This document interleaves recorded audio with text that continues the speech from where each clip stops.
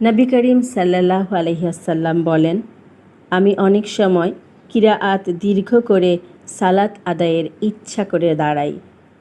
পরে শিশুর কান্না শুনে সালাত সংক্ষেপ করি, কারণ আমি পছন্দ করি না যে শিশুর মাকে কষ্টে ফেলি। বুখারী 670, আবু কাতাদা রাদিয়াল্লাহু আনহু। নবী করিম সাল্লাল্লাহু আলাইহি ওয়াসাল্লাম বলেন, আমি অনেক সময় কিরাআত দীর্ঘ করে সালাত আদায়ের ইচ্ছা করে দাঁড়াই। পরে শিশুর কান্না শুনে সালাত সংক্ষেপ করি, কারণ আমি পছন্দ করি না যে শিশুর মাকে কষ্টে ফেলি। বুখারী 670, আবু কাতাদা রাদিয়াল্লাহু আনহু।